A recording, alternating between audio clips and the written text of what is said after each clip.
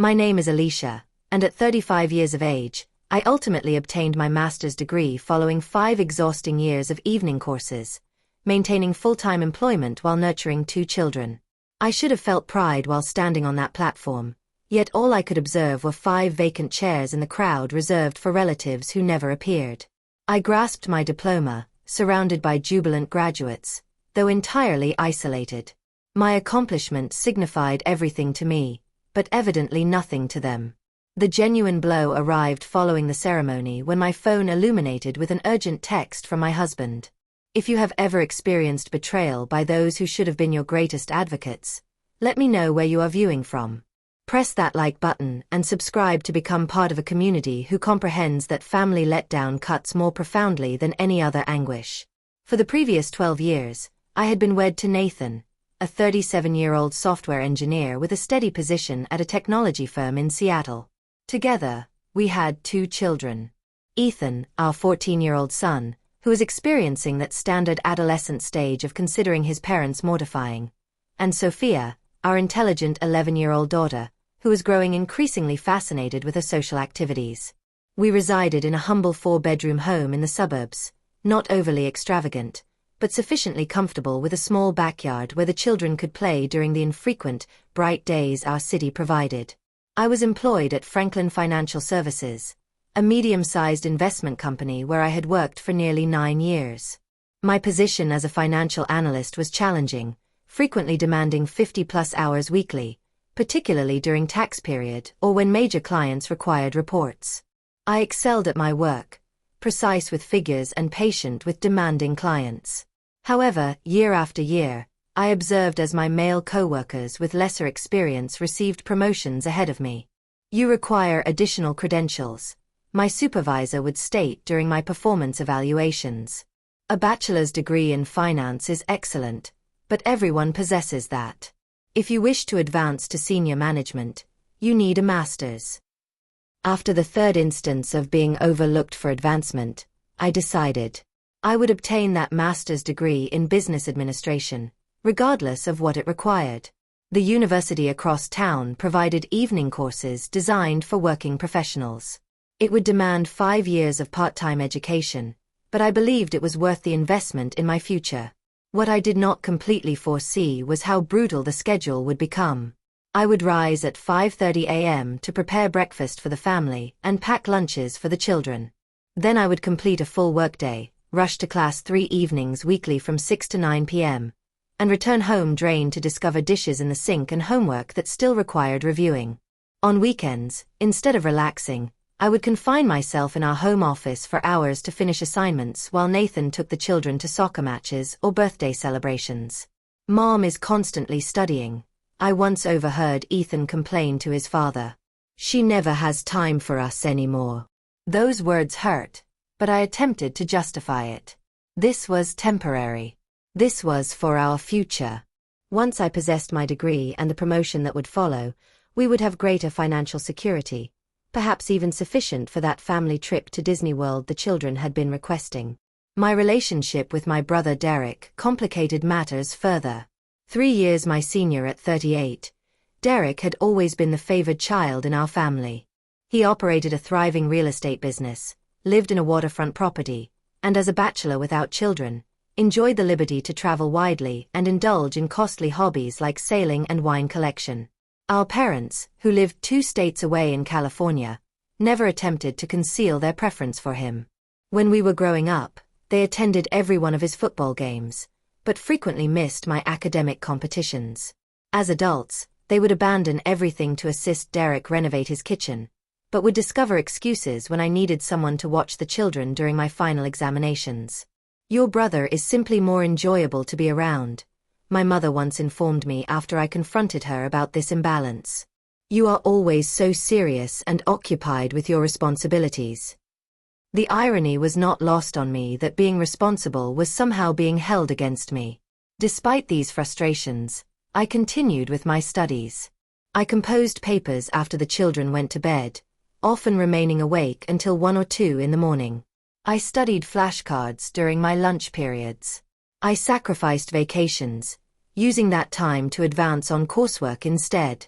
When friends invited us to parties or weekend trips, I usually declined, knowing I needed those hours for school. Nathan was encouraging initially, taking on some of the burden at home and motivating me when I felt overwhelmed. But as the years progressed, his patience began to diminish. "How much longer is this going to continue?" he would ask. "The children barely see you anymore." "Just 2 more years," I would reassure him. "Then 1 more year, then just a few more months."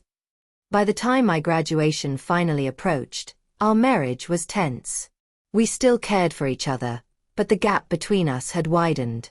Nathan had established his own routines and social circles, often taking the children to community events or to visit his parents without me. I had missed so many family meals, school performances, and weekend activities that it had become standard for them to operate without me. Which is why the graduation ceremony meant so much to me. It was not merely about the degree or the career advancement opportunities it would provide. It was an opportunity to demonstrate to my family, especially my children, that all those sacrifices had been for something significant. I wanted them to witness me walk across that stage, to feel proud of their mother, to understand that women could pursue education at any stage of life. I wanted that moment of acknowledgement, that collective celebration that would make the past 5 years of exhaustion worthwhile. When I graduate, I told Nathan about 6 months before the conclusion of my program, I want everyone there. You, the children, my parents, even my sister Melissa from Phoenix. This is going to be a significant day for all of us. He had nodded and squeezed my hand. Of course, babe. We wouldn't miss it for the world. How empty those words would eventually sound. 6 months before my graduation ceremony, I began planning meticulously for what I envisioned would be one of the most important days of my life. The university had sent an email with all the details, including the limited number of guest tickets each graduate would receive. I immediately requested the maximum allocation of 6 tickets, 1 each for Nathan, Ethan, Sophia, my mom, my dad, and my sister Melissa. I called my parents in California to provide them the date, which they dutifully wrote down on their calendar. "We will try our best to make it, sweetie," my mother said in a tone that suggested she was already considering what might be more important. Still, I remained hopeful. This was my graduation, after all. Surely they would prioritize it. Next, I reached out to Melissa, who lived in Phoenix with her husband and 3 children. Unlike our parents, she seemed genuinely thrilled for me. "I am so proud of you, sis," she said. "Working full-time, raising children, and earning a master's degree. You are a superwoman. I will book my flight next week." With family attendance seemingly secured, I turned my attention to the celebration afterward. I researched restaurants near the university and found a highly rated Italian place called Bissimo that could accommodate our party of 8. It was expensive, nearly $300 for the reservation, but this was a once-in-a-lifetime occasion. I put down the deposit without hesitation. Since my parents would be traveling from out of state, I also reserved them a hotel room at the Marriott downtown using points I had accumulated through business trips. Everything was falling into place, and for once, I allowed myself to feel excitement rather than stress when thinking about school. 2 months before graduation, I splurged on a new dress, a sophisticated navy blue sheath with subtle lace detailing that would look appropriate under my graduation gown, but beautiful for the dinner afterward. I scheduled appointments for hair, makeup, and a manicure on the morning of the ceremony. These were luxuries I rarely indulged in, always putting family expenses first, but I wanted to look and feel my best on this day. "Mom, you look pretty," Sophia said when I tried on the dress at home, "like when you and Dad got married in those pictures." Her comment brought tears to my eyes. I could not remember the last time I had dressed up for anything other than a work function. The daily grind of juggling responsibilities had left little time for personal vanity. 3 weeks before graduation, the first hint of trouble appeared. Derek called to catch up, something he did sporadically when he remembered he had a sister. After asking perfunctory questions about my studies, he dropped a bombshell. "By the way, I am throwing a massive barbecue at my place on May 15th. I just installed a new outdoor kitchen and want to break it in. You guys should come. The children would love the pool." My stomach dropped.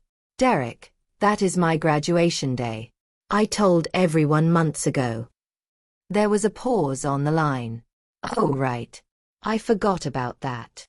Can you change your barbecue to another weekend? I asked, trying to keep my voice level. Not really, he replied, sounding unconcerned. I have already invited like 30 people, including clients who are only in town that weekend. But hey, when does your ceremony end? Maybe you can stop by afterward. I felt my blood pressure rising. The ceremony is at 2 p.m. and will probably go until 5. Then we have dinner reservations. But that is not the point. My family is supposed to be at my graduation. Come on, Alicia, Derek said with that dismissive tone he had perfected since childhood. It is just a graduation. You already had one for your bachelor's degree. This is just a piece of paper saying you took some extra classes. I was stunned. Just a piece of paper. 5 years of sacrifice diminished to some additional classes. Before I could formulate a response that was not entirely profanity, Derek continued. Look, Mom and Dad are attending my barbecue. They already confirmed. And they are bringing Aunt Susan and Uncle Joe who are visiting from Florida. You know how infrequently we see them. Now I was truly furious. You informed Mom and Dad about your barbecue before checking with me about the date, even though you knew my graduation was approaching. I did not realize it was such a big deal, he said defensively. You are 35, not 22. It is not like this is your first rodeo. We disputed for another 10 minutes, with Derek refusing to budge and me growing increasingly upset. By the time I hung up, I was trembling with anger and fighting back tears. I immediately called my mother, hoping she would see reason and prioritize my graduation. Mom, Derek scheduled a barbecue on my graduation day. You cannot go to that instead. Her response was infuriatingly diplomatic. Oh dear, what bad timing. Cannot you both reschedule? No, Mom. The university does not change commencement dates for individuals. This has been planned for a year. I told you about it 6 months ago. Well, it is just so difficult, she sighed. Your aunt and uncle will be here from Florida, and you know your father loves Derek's barbecues. Cannot we come to both? The conversation went downhill from there, with my mother suggesting I was being selfish for not understanding the family's desire to attend both events, as if that were physically possible with the timing and distance involved. That evening, I tearfully recounted the conversation to Nathan, expecting his unwavering support. He listened attentively, rubbing my back as I expressed my hurt and disappointment. Your family has always been like this, he said soothingly. But hey, you will still have us there cheering you on. Me and the children will be your fan club. That is what really matters, right? His words calmed me somewhat. He was right. As long as my immediate family, my husband and children, were there to support me, I could handle my parents' predictable preference for Derek. After all, Nathan and the children had witnessed the daily struggle, the late nights, the stress, headaches, the missed family events. They understood what this achievement meant to me. Promise me you 3 will be there, I said, looking into his eyes. No matter what, I promise, Nathan replied, kissing my forehead. Nothing could keep us away. I wanted desperately to believe him. The day before graduation arrived with a flurry of last-minute preparations. I picked up my cap and gown from the university bookstore, carefully hanging them in our bedroom. I polished my best shoes, a pair of black pumps that were professional yet comfortable enough to walk across a stage without stumbling. I charged my phone and camera to ensure I could capture plenty of memories. My excitement was tinged with anxiety.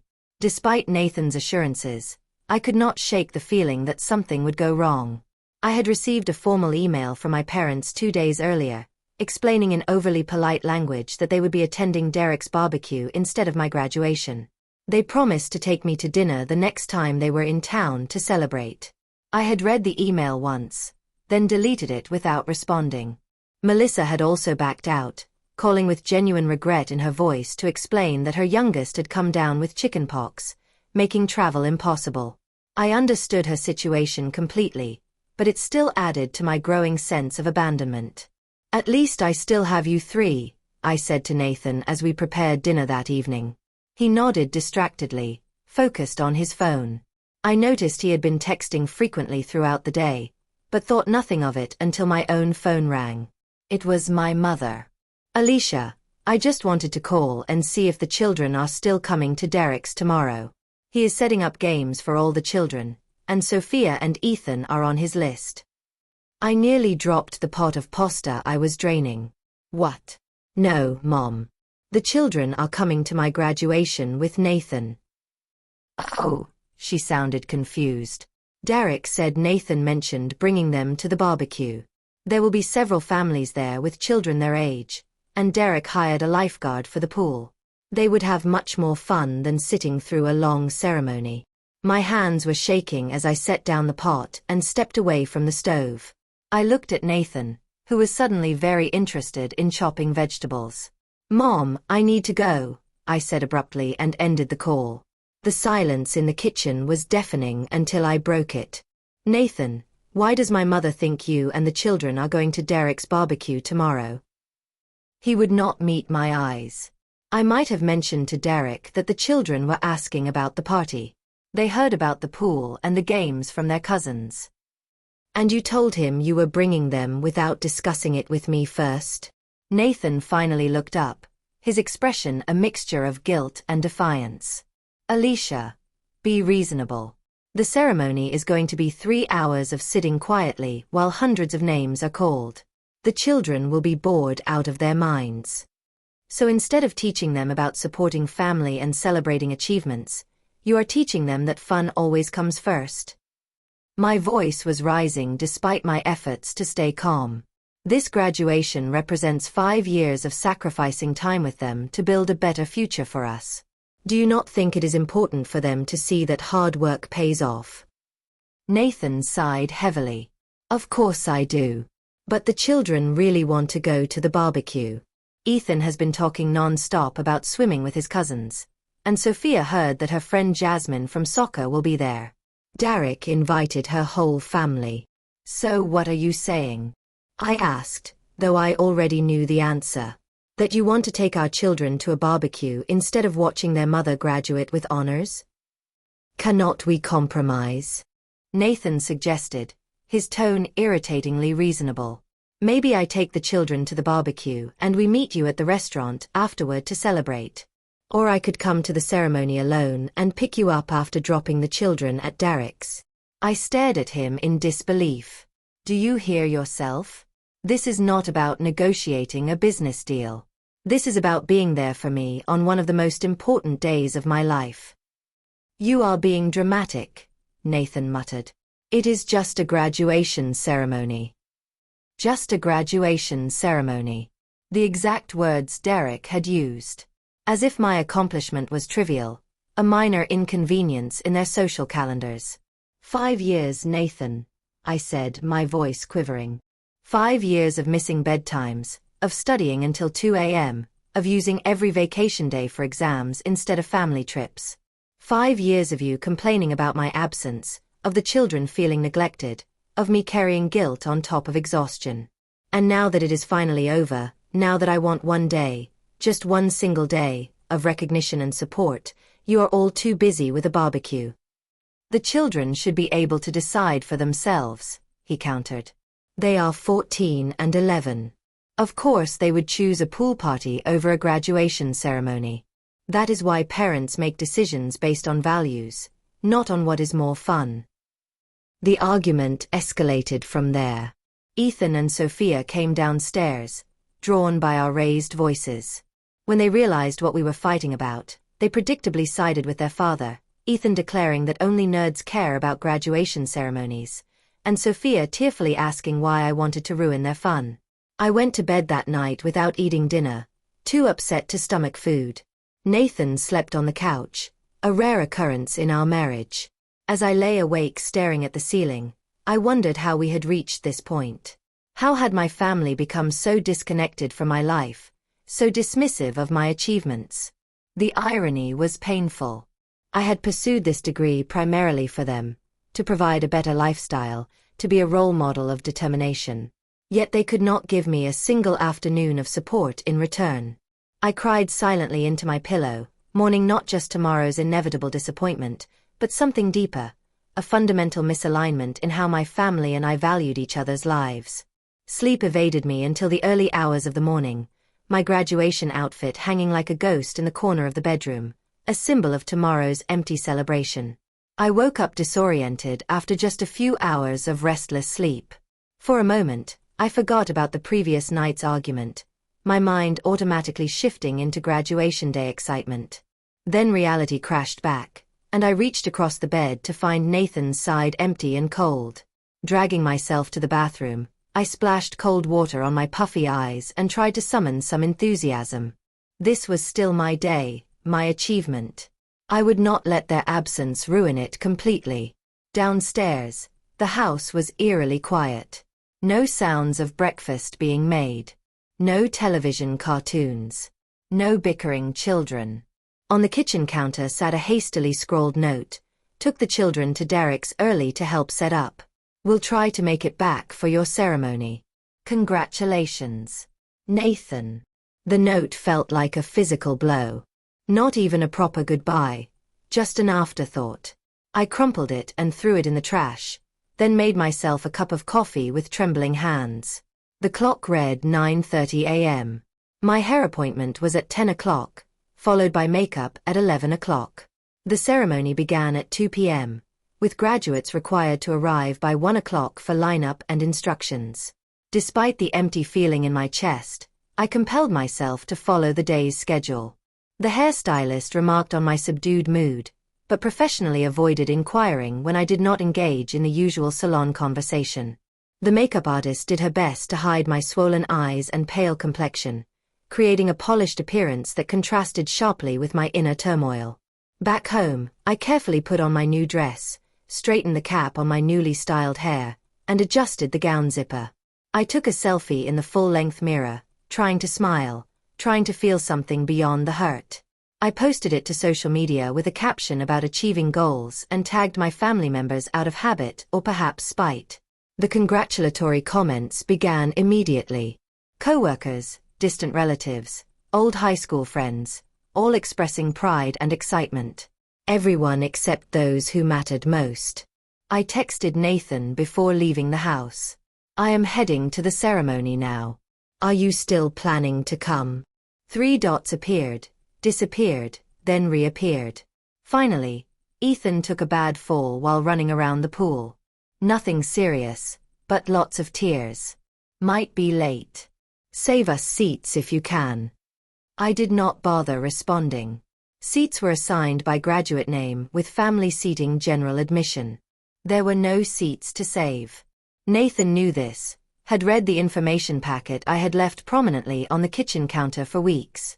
His message was just another flimsy excuse, another way to soften the blow of their impending absence. The drive to the university was a blur. I parked in the crowded garage and made my way to the auditorium where graduates were gathering. Around me, fellow students greeted family members, posed for photos, received flowers and hugs. I kept my head down, focusing on finding my place in the alphabetical lineup. My phone buzzed with messages of encouragement from Linda, my closest work friend, and from Professor Jenkins, my favorite instructor, who had written my recommendation letter for a senior analyst position I had applied for. Their words were kind, but only emphasized the silence from my family. The graduates processed into the main hall to pomp and circumstance, an ocean of identical black gowns and square caps. From the stage, I scanned the audience irrationally, hoping to spot Nathan and the children slipping in late. The ceremony began with speeches from the university president, the dean, and a successful alumni who spoke about perseverance and work-life balance. Words that felt like they were directed specifically at me. When my department was called, I rose with my row and waited for my name. In those moments of anticipation, I made a decision. I would enjoy this moment for myself, not for anyone else. I had earned this. Alicia Marie Williams, Master of Business Administration with Honors.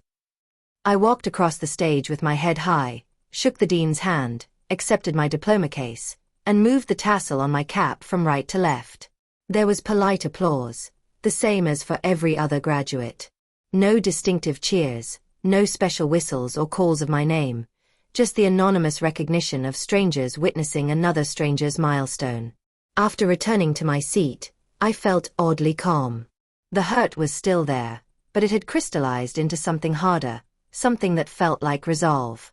I sat through the remainder of the ceremony in a detached state, clapping automatically for my fellow graduates, while my mind wandered to what would come next. How I would address this betrayal with my family, what it meant for my marriage, for my relationship with my children, for my sense of self-worth. When the ceremony ended, graduates flooded the lawn outside for the traditional cap tossing and photos. I stood awkwardly at the periphery, watching families reunite, flowers exchange, champagne bottles pop. I took a few obligatory photos with classmates I had studied with, but felt like an imposter in their joy. I checked my phone obsessively. No messages from Nathan, no calls from the children, nothing from my parents or Derek. I scrolled through social media and saw that Derek had posted photos of his barbecue, tagging my parents, Nathan, and the children. They were all smiling, gathered around a fire pit roasting marshmallows.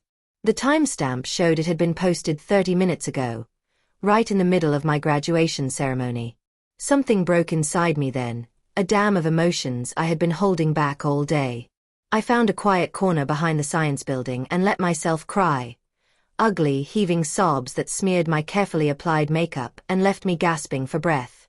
When I finally composed myself, I decided to cancel the restaurant reservation. There was no point in keeping it now. As I pulled up the restaurant's number on my phone, a text message appeared from Nathan. "We need to talk urgently." Immediately afterward, I noticed something that sent a chill through me. 45 missed calls from Nathan. All within the past hour. My heart rate doubled instantly. 45 missed calls could only mean an emergency. Had something happened to one of the children? To my parents? Had there been an accident? I had silenced my phone during the ceremony as requested by the university. In my emotional state afterward, I had not thought to check for missed calls, only messages. With shaking fingers, I called Nathan back. He answered on the first ring. "Alicia, thank God." His voice was high-pitched with panic. "I have been trying to reach you for over an hour." "What happened?" I demanded, already walking quickly toward the parking garage. "Is everyone okay?" "It is Ethan," Nathan said, his words tumbling out in a rush. He was climbing on that ridiculous new water slide Derek installed, showing off for his cousins, and he fell. "We are at Memorial Hospital. The doctor thinks his arm is broken." "I will be right there," I said, breaking into a run despite my heels. "Is he in a lot of pain? How bad is it?" "They gave him something for the pain, but he is pretty shaken up. He keeps asking for you." That last part sent a wave of conflicting emotions through me. On one hand, my maternal instinct kicked in immediately, desperate to reach my injured child. On the other, a small bitter voice in my head noted that now suddenly my presence was essential. I drove to the hospital in a state of heightened anxiety, alternating between concern for Ethan and residual anger at the entire situation. The graduation gown lay crumpled in my passenger seat, the cap tossed carelessly in the back. My diploma case sat unopened on the dashboard. Memorial Hospital was only 15 minutes from campus, but the drive felt interminable. I found parking in the emergency lot and rushed inside, still wearing my navy blue dress, my carefully styled hair now falling loose around my shoulders. The emergency room was busy with the typical Saturday afternoon cases. I gave Ethan's name at the reception desk and was directed to Bay 7. Drawing back the curtain, I found a scene that stopped me in my tracks. Ethan lay on the bed, his right arm encased in a temporary splint, his face tear-stained but calm. Around him stood not just Nathan and Sophia, but my parents, Derek, and a doctor reviewing some x-rays. They all turned to look at me as I entered, expressions ranging from relief to guilt to something that looked uncomfortably like pity. "Mom," Ethan called out, his voice small and childlike despite his teenage status. You came. I moved immediately to his side, maternal instinct overriding everything else. Of course I came, sweetheart. How are you feeling? What happened? As I smoothed his hair back from his forehead, the doctor approached and introduced himself as Dr. Ramirez. Your son has a simple fracture of the radius, he explained, pointing to the X-ray. Painful, but straightforward. We will put a cast on it, and he should heal completely in about 6 weeks. I nodded gratefully, relief washing over me. A broken arm was serious but manageable, not life-threatening, not permanent. He was very brave, my mother interjected, patting Ethan's leg. Barely cried at all after the initial shock. I acknowledged her with a tight smile, but could not bring myself to engage further. The fact that they were all here, gathered around my son when they could not be bothered to attend my graduation, felt like salt in an open wound. Derek stepped forward, his expression contrite. Thank God you got here, sis. The little man has been asking for you non-stop. Something in his casual tone, the ease with which he acted as if this were just a normal family gathering rather than the culmination of a profound betrayal, snapped what remained of my composure. Thank God I got here, I repeated, my voice dangerously quiet, as opposed to where I was before, graduating alone while my entire family enjoyed a barbecue. An uncomfortable silence fell over the small space. Nathan shot me a warning look, silently pleading for me to not do this here, not now. But 5 years of suppressed exhaustion, frustration, and hurt had reached a boiling point. I just spent the most important day of my professional life completely alone, I continued, my voice trembling but clear. No husband, no children, no parents, not even a single text message of congratulations because a barbecue and a pool party were more important than 5 years of sacrifice and hard work. Alicia, my father began, his tone placating, this is hardly the time or place. When would be a better time, Dad? I asked, tears threatening again. When I am back to being invisible. When I am back to being the responsible one who never gets acknowledged. When I am back to putting everyone else first while none of you can spare a single afternoon for me. My mother looked genuinely confused. Honey, we did not realize it meant this much to you. It is just a ceremony. Just a ceremony? I repeated hollowly. Just like it is just a degree. Just an accomplishment. Just my life. Derek, clearly uncomfortable with the tension, attempted to deflect. Look, what matters now is that Ethan is going to be okay. This was an emergency situation. And if there had not been an emergency, I challenged him, would any of you have regretted missing my graduation? Would you have even thought about me at all today? The silence that followed was answer enough. Nathan stepped forward, placing a hand on my arm.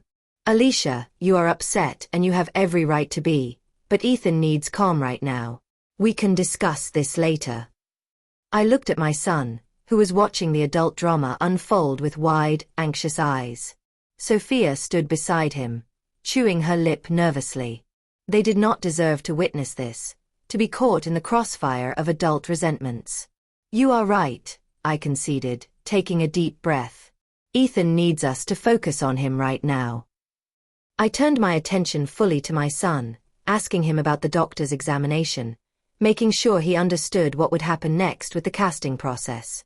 I kept my voice steady and reassuring, compartmentalizing my hurt as I had done countless times before. When the nurse came to take Ethan for casting, I volunteered to accompany him, needing a break from the suffocating presence of everyone else. As we walked down the hallway, Ethan leaning slightly against me, he spoke softly. I am sorry I missed your graduation, Mom.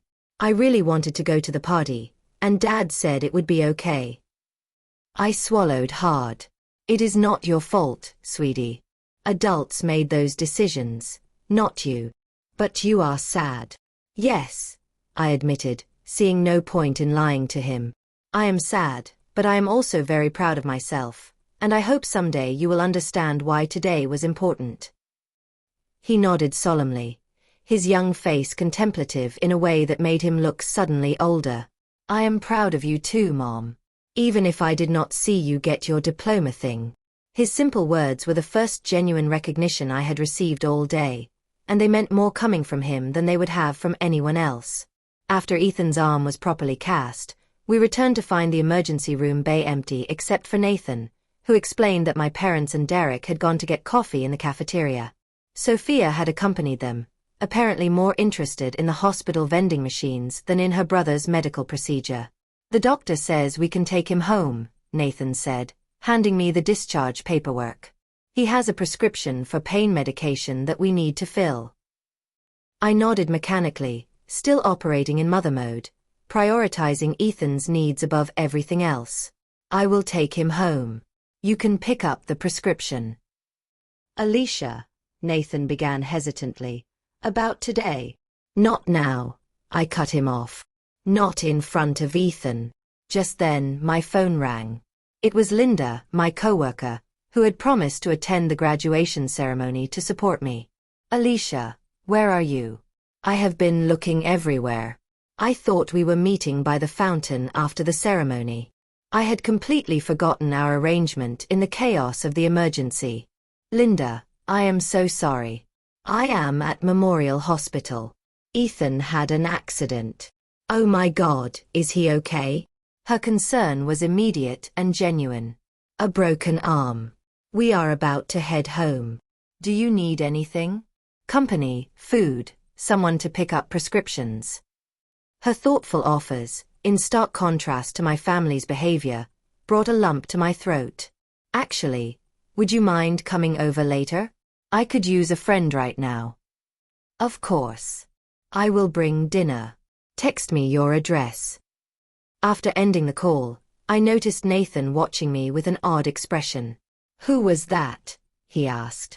"Linda from work. She came to my graduation since no one else did," I replied pointedly. "She is bringing dinner later."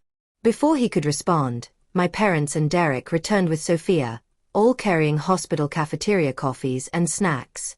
My mother immediately fussed over Ethan's new blue cast, while my father asked about follow-up appointments. Derek hung back, uncharacteristically subdued. "We are taking Ethan home now," I announced to the group. "He needs rest." "We will come with you," my mother declared. "You will need help with dinner and getting him settled." "No," I said firmly, surprising even myself with the forcefulness of my response. "Thank you, but no. Linda is bringing dinner, and I can manage my own son." The stunned silence that followed gave me a small vindictive satisfaction. "But we came all this way," my father protested. "And we were planning to stay until tomorrow." "You can go back to Derek's," I suggested coolly. "I am sure the barbecue is still going on. I need some space right now." Derek looked like he might object but thought better of it. My mother appeared genuinely hurt, but for once, I could not bring myself to accommodate her feelings at the expense of my own. We parted awkwardly in the hospital parking lot, with promises to call tomorrow and check on Ethan. Nathan drove our car with Ethan carefully secured in the back seat and Sophia unusually quiet beside her brother. I stared out the passenger window, physically and emotionally exhausted. At home, I helped Ethan get comfortable on the living room couch with pillows propping up his arm and his favorite television show playing. Sophia retreated to her room, clearly sensing the tension between her parents. Nathan hovered uncertainly, waiting for the inevitable confrontation.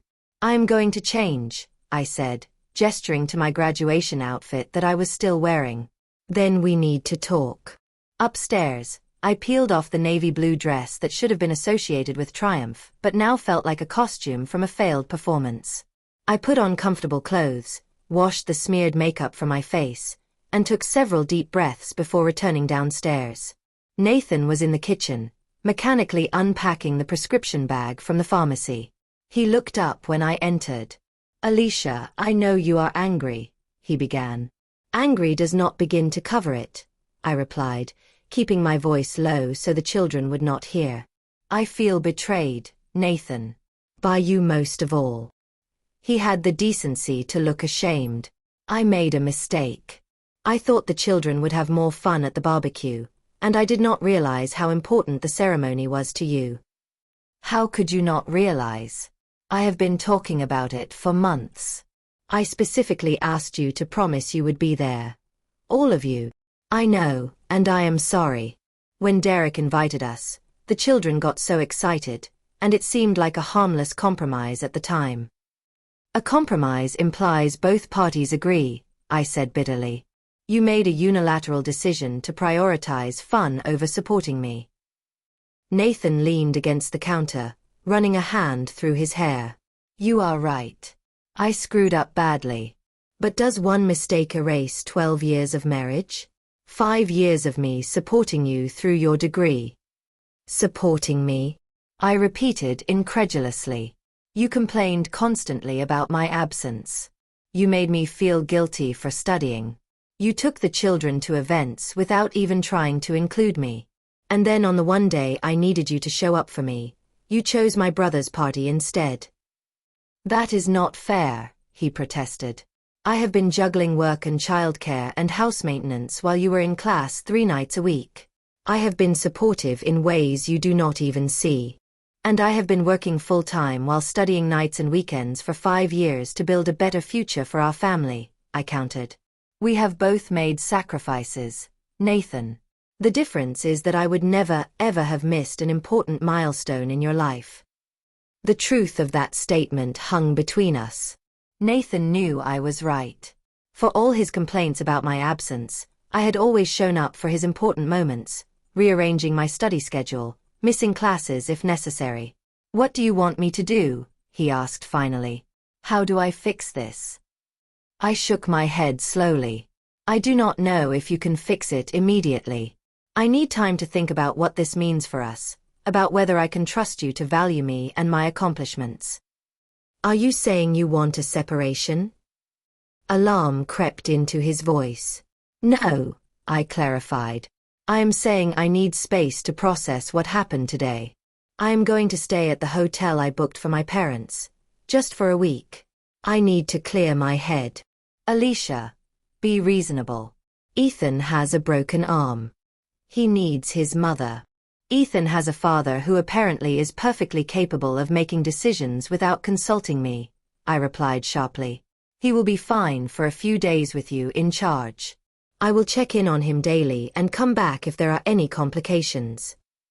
Nathan looked like he wanted to argue further, but seemed to realize he was in no position to deny me this request. When will you leave? After Linda brings dinner and I explain things to the children. I will pack tonight and leave in the morning. As if on cue, the doorbell rang, announcing Linda's arrival. She brought not only dinner as promised but also a graduation gift. A beautiful leather portfolio embossed with my initials and a card signed by several coworkers. We are so proud of you, she said, hugging me tightly. You worked so hard for this. Her simple acknowledgement brought fresh tears to my eyes. This was all I had wanted from my family, this basic recognition of my achievement. After dinner, while Linda helped Nathan clear the dishes, I sat with both children to explain my temporary absence. I reassured Ethan that I would check on him every day and that I was not leaving because of his accident. I just need some quiet time to think, I told them. Sometimes adults need space, just like you do when you get overwhelmed. Sophia, more perceptive than I had given her credit for, asked directly, "Is this because we missed your graduation?" Partly, I admitted, not wanting to lie to them. I was very hurt by that. But this is more about me needing to figure out what I want going forward. It is not a punishment for anyone. It is just something I need. To my surprise, both children accepted this explanation with minimal protest. Perhaps they sensed the depth of my hurt, or perhaps they were simply exhausted by the day's events. Either way, they hugged me good night with extra fierceness, as if already missing me. The next morning, I packed a small suitcase and drove to the downtown hotel, checking into the room I had originally reserved for my parents. The irony was not lost on me. As I settled into the quiet space, I felt a strange mixture of grief and liberation. For the first time in years, I had put my own needs first. The guilt I had expected to feel was surprisingly absent, replaced by a newfound sense of self-respect. Over the next few days, I received a flurry of apologetic texts and calls. My parents left a tearful voicemail admitting they had been thoughtless. Derek sent an elaborate flower arrangement to the hotel with a card acknowledging his selfishness. Nathan called every evening, his tone increasingly desperate as he realized I was serious about this time apart. I spent the week reflecting on my relationships, my career goals, and what I wanted from the next phase of my life. I visited Ethan daily, bringing small gifts and helping him adapt to one-armed living. I had lunch with Sophia at her school, reassuring her that family challenges were normal and resolvable. I spoke with my boss about the senior analyst position, which had been unofficially offered to me upon completion of my degree. By the end of the week, I had reached several important conclusions. My family's behavior had revealed a painful truth about how they valued my contributions and aspirations, but it had also given me clarity about my own worth and the boundaries I needed to establish going forward. When I finally returned home, I was ready for the difficult conversations that would reshape our family dynamics. 1 week after my graduation ceremony, I drove home from the hotel with a sense of purpose I had not felt in years. The time alone had been transformative, allowing me to process my hurt without the constant pressure to forgive prematurely for the sake of family harmony. Nathan was waiting for me on the front porch, a tentative smile on his face. He helped carry my suitcase inside, where the house was surprisingly clean and orderly. I later learned he had hired a cleaning service, a gesture that acknowledged how much domestic labor I typically shouldered alongside my other responsibilities. "The children are at school," he said. "I thought we should talk privately first." We sat at the kitchen table, the scene of countless family meals and homework sessions. The familiar setting underscored how much had changed in just 1 week. "I have been thinking a lot about us," Nathan began. "About how I have taken you for granted, about how I failed to support you when it mattered most." I nodded, appreciating his directness. "I have been thinking too, about what I need from this marriage going forward." "Tell me," he said, and for perhaps the first time in years, he seemed genuinely ready to listen. "I need respect for my accomplishments, not just lip service. I need a true partner who values my goals as much as his own and the children's. I need to stop being the default parent, the default housekeeper, the one whose needs always come last." Nathan did not become defensive as he might have before. Instead, he acknowledged the truth in my words. "You deserve all of that. I see now how I have been putting you last, even while complaining about your absence. It was unfair and hypocritical." We talked for hours, more honestly than we had in years. Nathan revealed his own insecurities about my educational advancement, fearing I would outgrow him professionally. I shared my resentment over bearing the mental load of family management while pursuing my degree. We discussed practical changes like hiring occasional help with housework and creating a fair division of parenting responsibilities. When the children returned from school, we had a family meeting. Ethan, his cast now decorated with colorful signatures from classmates, sat solemnly as we explained that we were working through some challenges but were committed to being stronger as a family. "Does this mean you are staying, Mom?" Sophia asked, her voice small. "Yes," I assured her. "But it also means some things will be different. I will be starting a new position at work soon with more responsibility, and everyone in this family needs to contribute more at home." To my surprise, both children readily agreed. Ethan volunteered to take over lawn mowing duties once his arm healed, while Sophia offered to be responsible for laundry sorting. They seemed almost relieved to have concrete ways to help maintain our household. Over the next few days, I had similarly forthright conversations with my parents and Derek. I invited them over individually, not wanting to feel outnumbered during these difficult discussions. My parents arrived first, bearing gifts and apologies. My mother handed me a card containing a substantial check, clearly hoping to buy forgiveness. I returned it to her gently but firmly. "This is not about money," I explained. "This is about recognizing a pattern that has existed my entire life. Derek's events always take priority. His achievements are celebrated while mine are minimized." My father looked genuinely surprised. We had no idea you felt this way, Alicia. That is part of the problem, I replied. You never asked. You never noticed.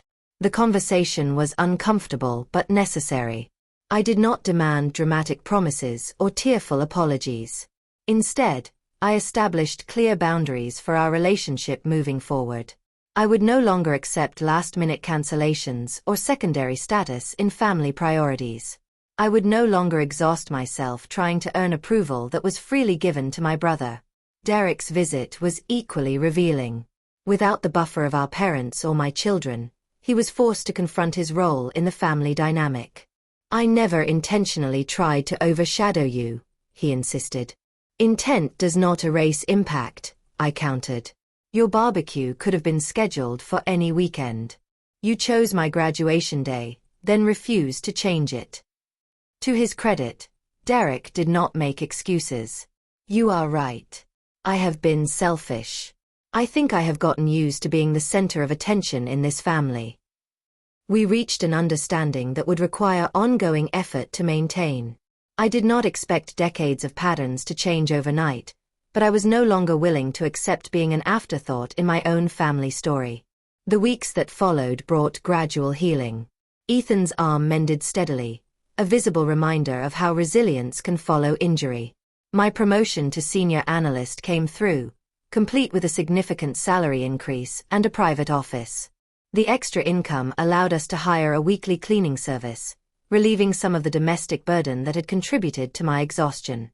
Nathan followed through on his promises, taking on more parenting responsibilities and making a point to celebrate my professional achievements publicly. The children, watching their parents model new behaviors, began showing more appreciation for my contributions both at work and at home. Perhaps the most meaningful gesture came a month after graduation when Derek organized a small surprise party specifically to celebrate my master's degree. He invited my close friends and colleagues, ordered a cake decorated with my university's colors, and gave a speech acknowledging my determination and intelligence. My parents attended, bringing a framed professional photograph of me in my graduation regalia that they had commissioned from the university's photographer.